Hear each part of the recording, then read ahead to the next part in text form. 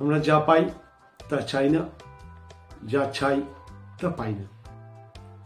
আমরা সবসময় ভাবি আমার চাইতে সামনের ব্যক্তি বেশি ভাগ্যবান, আমার চাইতে সামনের ব্যক্তি বেশি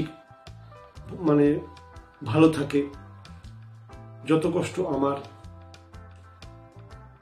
আমাদের মধ্যে মজার একটা অনুভূতি কাজ করে যে আমার আত্মীয় স্বজন, আমার মা বাবা যা বলে তার চাইতে বাইরের লোক, একজন প্রতিষ্ঠিত 1000 টাকা ফিসওয়ালা ডাক্তার যা বলে সেটাই শেষ কথা। আমরা প্রকৃতি আমাদের সৃষ্টিকর্তা, প্রকৃতিকে আমরা মা বলি। সেই প্রকৃতি মা আমাদের যা শিখিয়েছে আমরা সেই মায়ের কথা মানি না, কিন্তু আধুনিক বিজ্ঞান তার কথা আমরা খুব বিশ্বাস করি।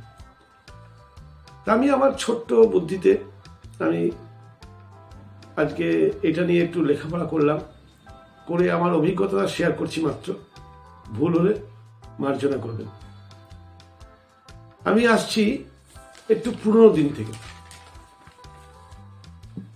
রোগ আজ আছে, আজ থেকে 5000 10,000 বছর আগেও ছিল, একই রকম রোগ ছিল।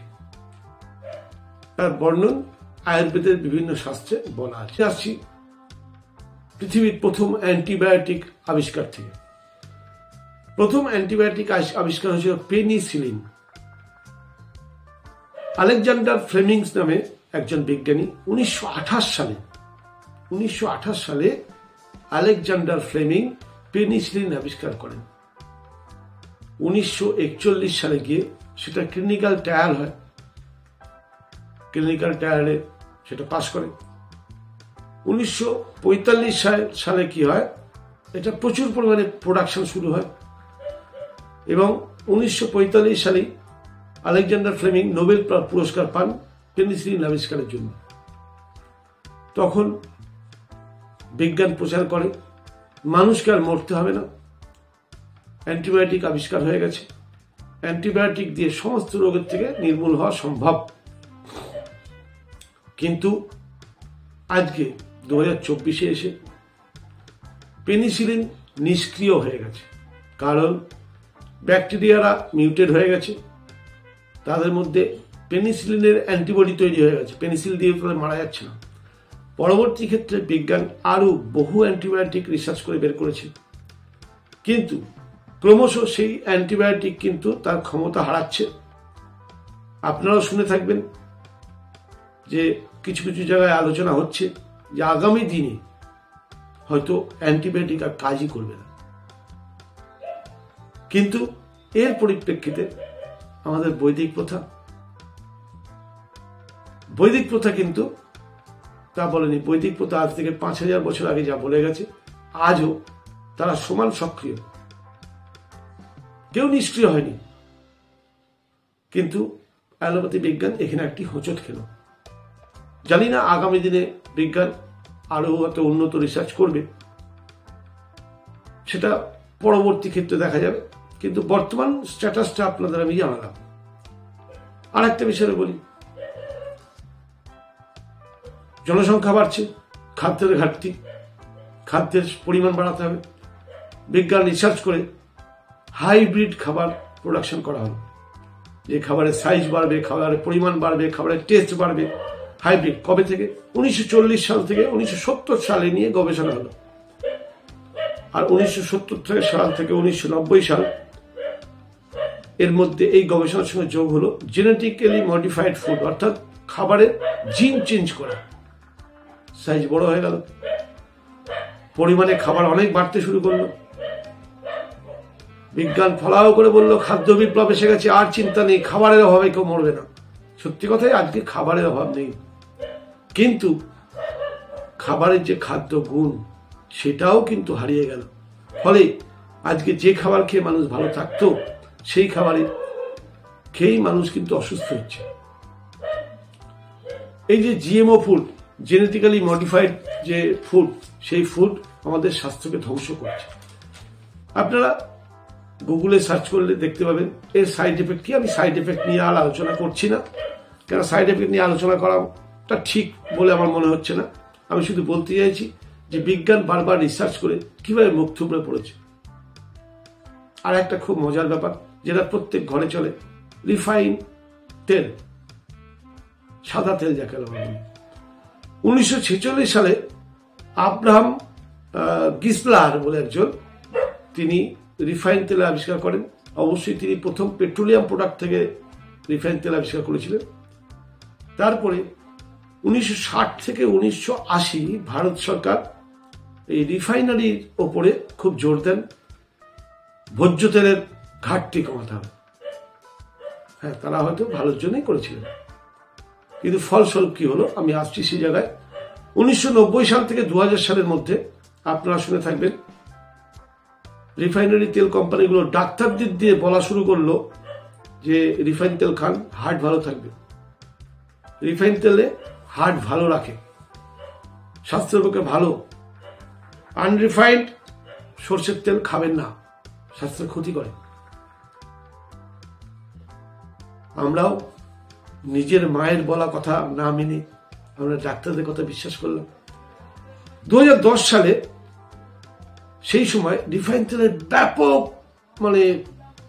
বারবারন্ত ব্যাপক সেল বেড়ে গেল। পরবর্তী ক্ষেত্রে আজকে 2024 সাল, 2024 সালে এসছে।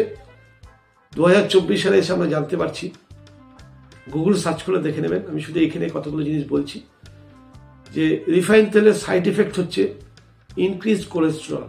অর্থাৎ রিফাইন তেল খেলে শরীরে কোলেস্টেরল বাড়ে। এটা আমার মত না, আমি গুগলের সার্চ করে পেয়েছি, তাই আপনাদের জানাচ্ছি।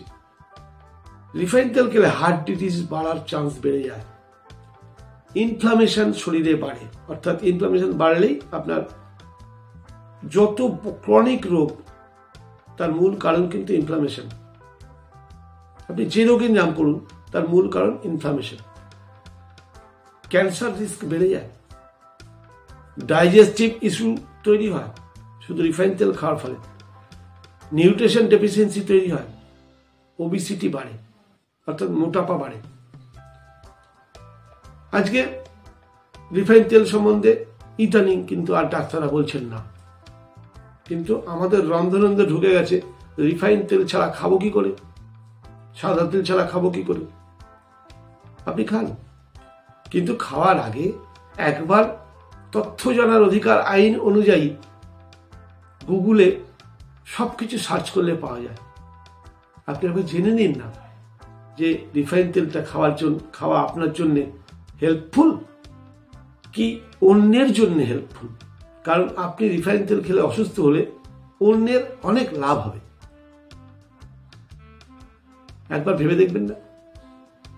এইরকম বিজ্ঞানের বহু আবিষ্কার, বলতে গেলে রাত কাবার হয়ে যাবে, বিজ্ঞান আবিষ্কার করেছে এবং কিছুদিন পর দেখা গেছে মুখ থুবড়ে পড়েছে। কিন্তু প্রকৃতি আমাদের যা শিখিয়েছে, আমাদের পূর্বপুরুষ ঋষিরা আয়ুর্বেদে বেদে যা লিখে গেছে, আজও কি তা পাল্টানো সম্ভব হয়েছে কোন জায়গায়? আজ আপনারা একটু যদি চোখ কান খোলা রাখেন, আপনারা দেখবেন গোটা পৃথিবী, ভারতবর্ষ তো কি বলবো, ভারতবর্ষে আজকে চিকিৎসা ব্যবস্থা এত খারাপ যে গোটা পৃথিবী ন্যাচারোপ্যাথির দিকে ঝুঁকছে। এই যে ভারতীয় যে স্বাস্থ্য, সেই স্বাস্থ্যকে নিয়ে তারা চলছে। তারা ফুড স্টাইল চেঞ্জ করছে, লাইফস্টাইল চেঞ্জ করছে।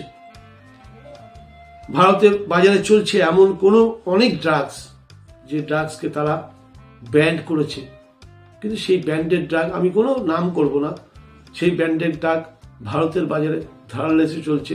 আমরা বলছি নাকি সেফ ড্রাগ, কিন্তু আপনি যে ওষুধটা খাচ্ছেন সেই ওষুধটা গুগলে সার্চ করে দেখুন তো তার সাইড এফেক্ট কি। এই যে একটা নোংরা খেলা চলছে, আমি বলছি কিছু করতে হবে না, আপনি আপনার প্রকৃতির নিয়ম মানুন না।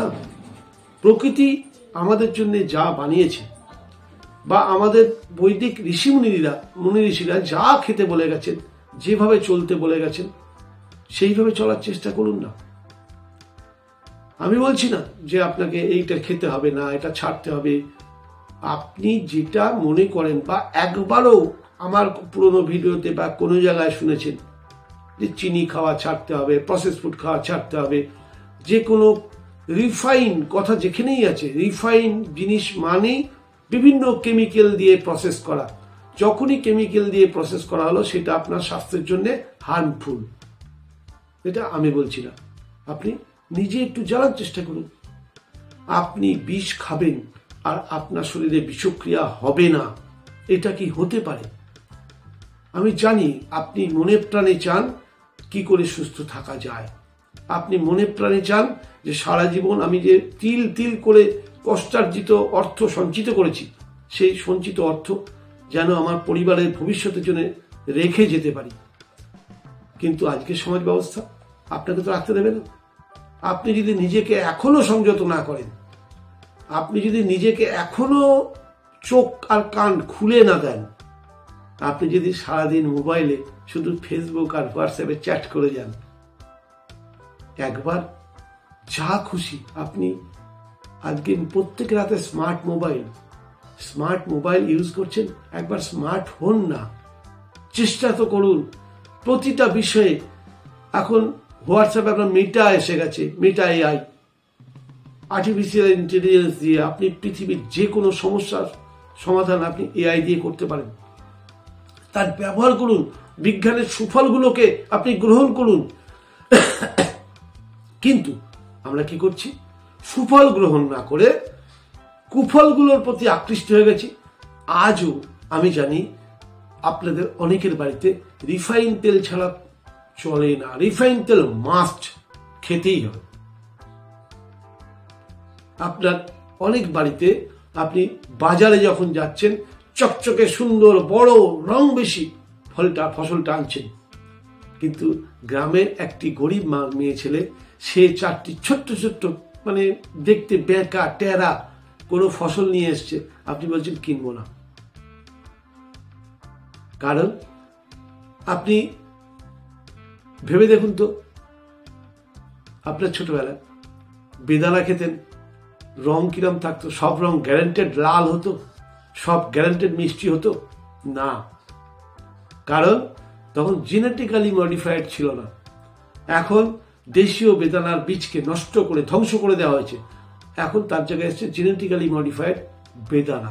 প্রত্যেকটা লাল হবে গ্যারান্টি, প্রত্যেকটা মিষ্টি হবে গ্যারান্টি। আজকে এই যে আপনি পেয়ারা খাচ্ছেন, সিডলেস পেয়ারা, বাহ, পেয়ারা খাবো, বীজ থাকবে না,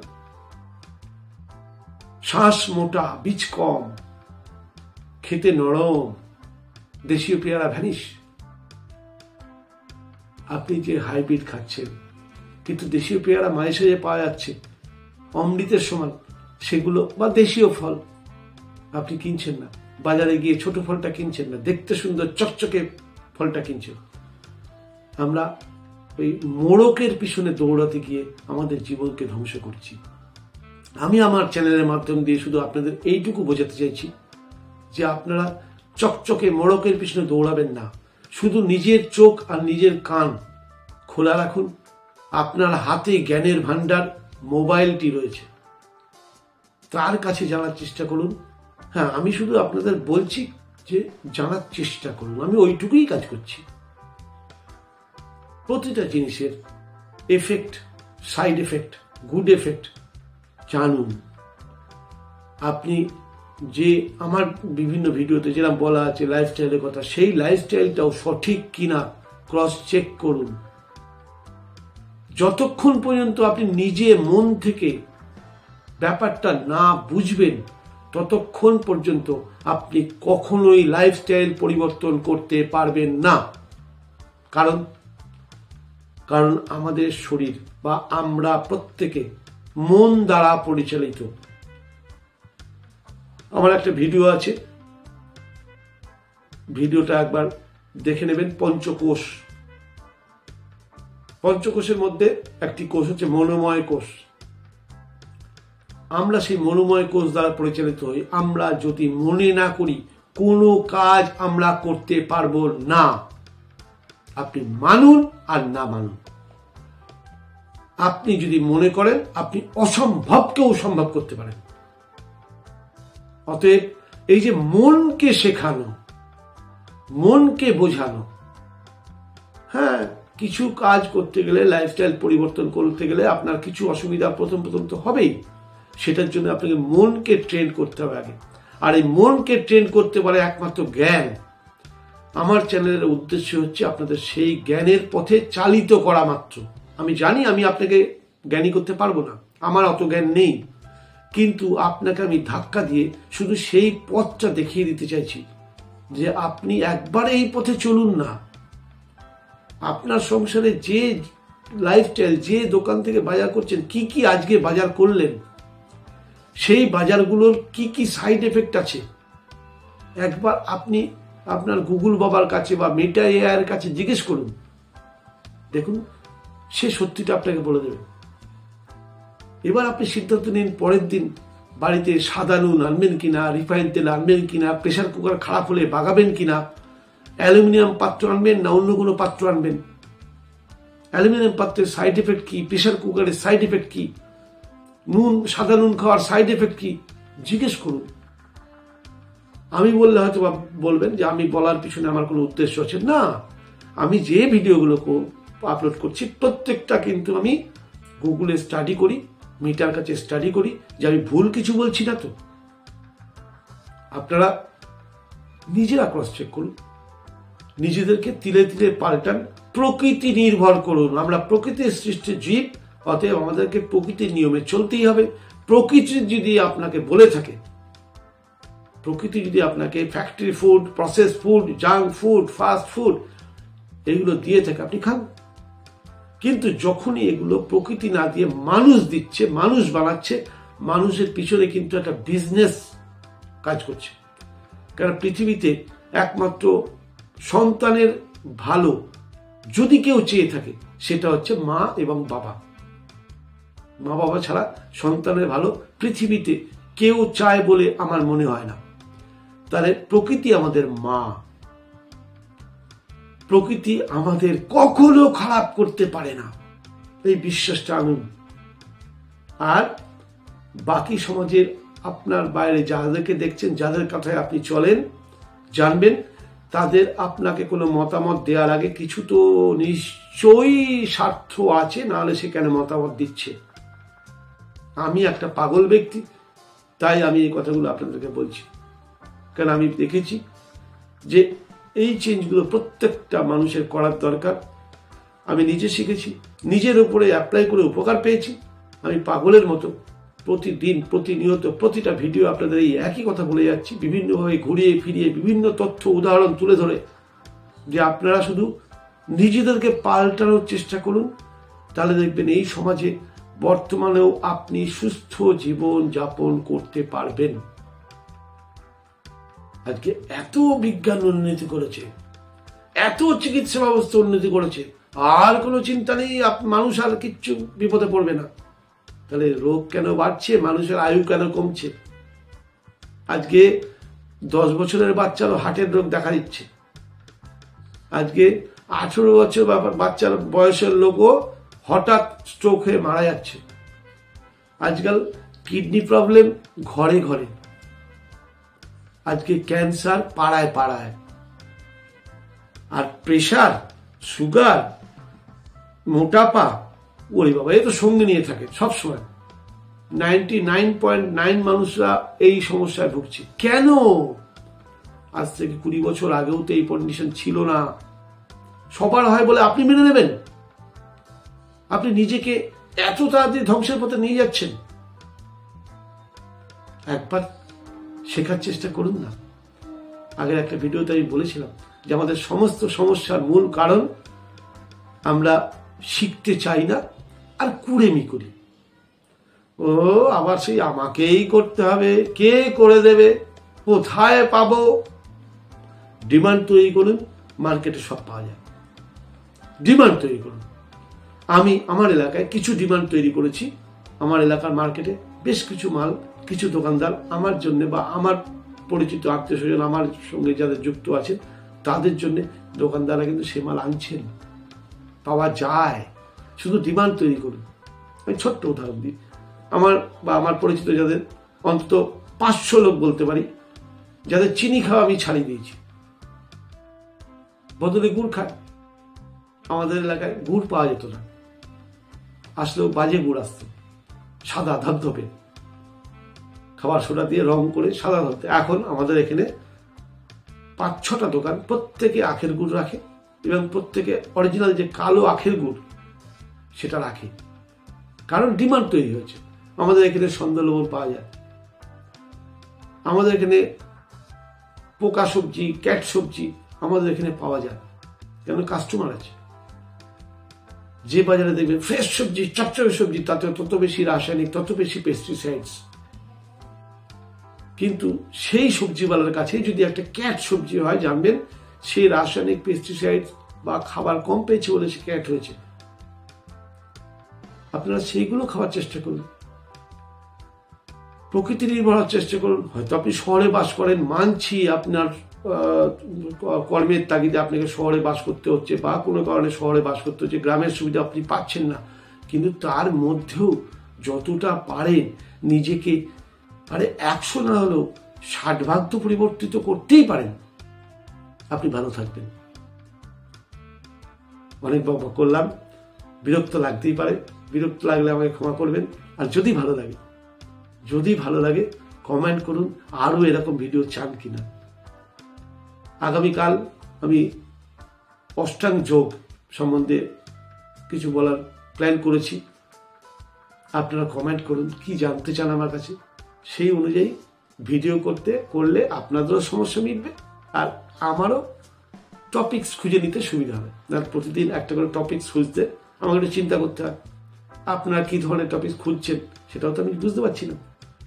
অতএব যদি ভালো লাগে কমেন্ট করে সেটা জানাবেন, আত্মীয় স্বজন বন্ধু বান্ধবদের বেশি বেশি করে শেয়ার করুন, তারাও জানুক, তাদেরও কেন জ্ঞান বাড়ানোর দরকার আছে, আমার এরকম স্বাস্থ্য সমৃদ্ধি চ্যানেলের মতো চ্যানেল কেন দেখার দরকার আছে। ইউটিউবে, ফেসবুকে, গুগলে সার্চ করলে সব জায়গাতেই পাবেন, এটা করলে সেটা হবে, সেটা করলে সেটা হবে। একমাত্র আমিই বলছি যে একটা করে কিছু হবে না, যতক্ষণ হাতের 5টা আঙুল এক জায়গায় না হবে ততক্ষণ পর্যন্ত আপনার হাতের শক্তি ফিরবে না। অর্থাৎ শক্তি ফেরাতে গেলে প্রকৃতির সমস্ত নিয়ম আপনাকে নিজেকে, নিজের জন্য, নিজের পরিবারের জন্য, নিজের সন্তানের জন্য আপনাকে পাল্টাতেই হবে। এইরকম আরো ভিডিও পেতে এবং স্বাস্থ্য ও সমৃদ্ধি চ্যানেলের সঙ্গে থাকতে দয়া করে চ্যানেলটি সাবস্ক্রাইব করে আমাকে উৎসাহিত করুন। আপনার একটি সাবস্ক্রাইবই আমার জন্য আশীর্বাদ। চ্যানেলটিকে বেশি বেশি করে লাইক করুন ও শেয়ার করুন। যত বেশি শেয়ার করবেন তত বেশি আরও বেশি করে লোকে জানতে পারবে। প্রত্যহ যোগ অভ্যাসের জন্যে আমার এই চ্যানেলটার প্রতিনিয়ত সঙ্গে থাকুন। নমস্কার, আগামী ভিডিওতে আবার দেখা হবে।